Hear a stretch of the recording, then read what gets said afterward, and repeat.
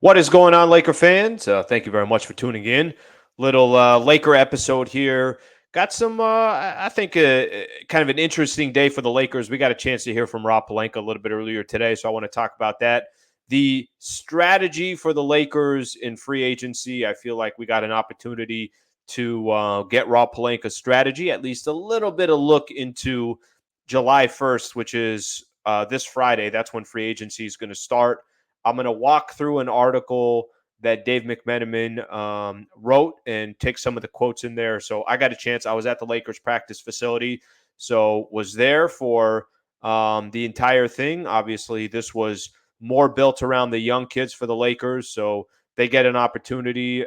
Whatever the game plan was it to keep number 17, keep number 40? Was it to select these guys? Jalen Hood Shafino was introduced as a Laker today. Number 40, Maxwell Lewis was introduced as a Laker today, so it was cool to kind of see those guys, see those kids. I say kids, I know they're grown adults, but you know what I mean. Just in the scope of what their age is, they're going to be young kids in the NBA. Get a chance to hear from them and get a chance to kind of get their perspective of getting drafted. But that's really not what the focus is. The focus is going to be about some of the things that Rob Pelinka said in the interview today. And that's the stuff that I'm going to highlight in this article.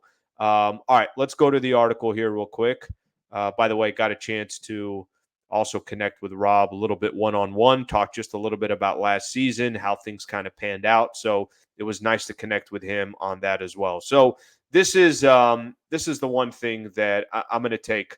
I'm going to kind of start from the bottom of this article because that's the quotes I want to start off with, and then I'll work my way back up top. So Dave McMenamin put the article out. Again, this was a presser that everyone could watch. You can go on YouTube right now. I'm sure Lakers.com or go to Lakers.com. The team will have it there.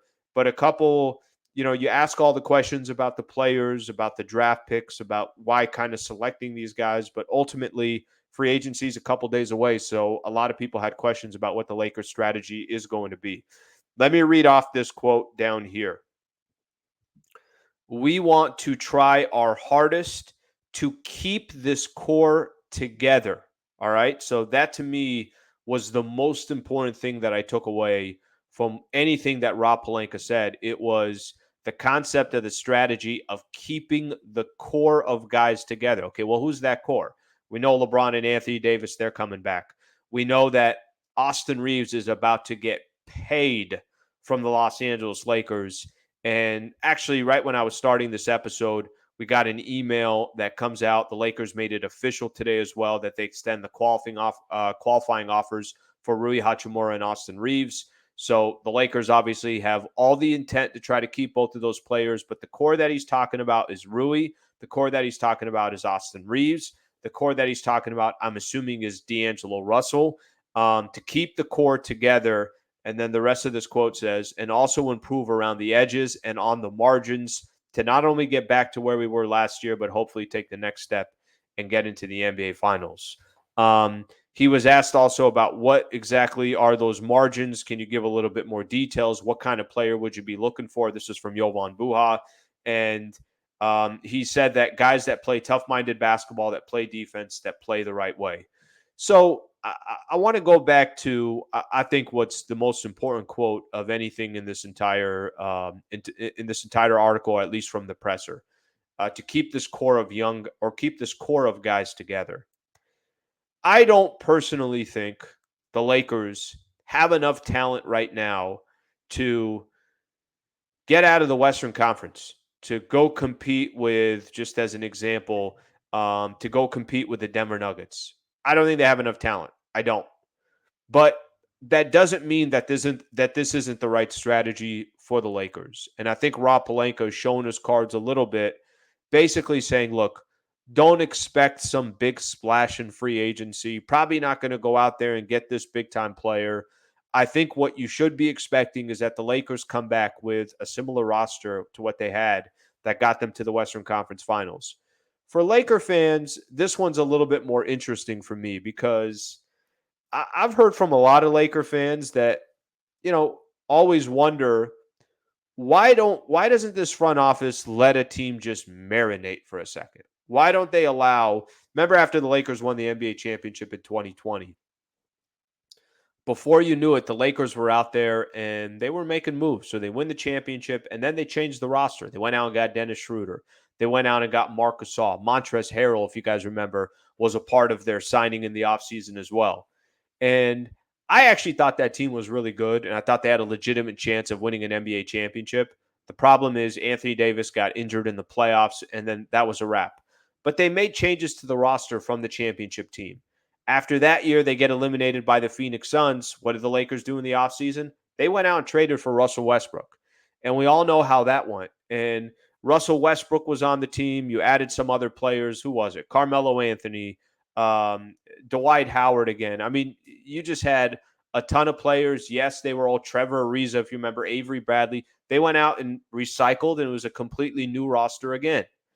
And then this past season, um, you still had Russell Westbrook. You knew it was just a matter of time before he left, and you got all the way to the trade deadline, and bam, here's a whole new team that comes, which ended up, obviously working in the Lakers' favor. D'Angelo Russell, Rui Hachimura, Malik Beasley, Mo Bamba, Jared Vanderbilt. I know they didn't use all those guys, but that definitely was. Sometimes there's an addition by subtraction, getting guys off your roster, and then it's obviously the impact that some of those players had.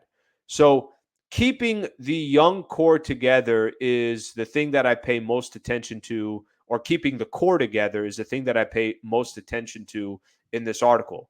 It sounds like the Lakers, do not be surprised if the players that ended last season, there's a good majority of them that come back. Now, there's still question marks. You see here in the article, Dennis Schroeder, what's going to happen there? Lonnie Walker, what's going to happen there? Malik Beasley and Mo Bamba, the Lakers have they have the team option on. So they certainly have some decisions to make from that perspective. Now, one of the other things that I do want to get into in the article, which I think is important, um, Pelinka was talking about just kind of the concept that this Lakers team, the foundation that they have. I'm going to read this quote here. It says, I think we believe in the proof of concept of this group, and we saw defensively what we were able to do to finish the season out. And I think defense and rebounding wins championships. We want to lean into that. So those are the types of players that he wants to have on the team. He says, I think if there's a way we can improve the roster, of course, we're going to do that. I think probably less focus of, hey, what is Team X or Team Y doing? And more focus on how can we optimize us? The reason why he's kind of ignoring other teams around the NBA is because one of the questions early on was, go look at the rest of the Western Conference. Go look at some of the other competition there in the NBA. That this is not just the Lakers walking into the Western Conference this upcoming year and saying, hey, we're the second best team in the NBA. There's no guarantee of that. Of course, there's no guarantee of that. You got the Denver Nuggets that just won an NBA championship. The Phoenix Suns traded for Bradley Beal. Maybe you like Bradley Beal, maybe you don't. That's a ton of talent that the Phoenix Suns have. Maybe they shop DeAndre Ayton, maybe they don't. I don't care for the Chris Paul deal with the Golden State Warriors, but they're still the Golden State Warriors. They're still a team that has championship pedigree. I thought the Memphis Grizzlies made a great move by going out and getting Marcus Smart. So there are a lot of teams that made some moves in the Western Conference, and then there's just other teams. John Collins goes to the Utah Jazz. Will Utah now try to win rather than it seemed like they weren't trying to win at the end of the last season so they could get more assets?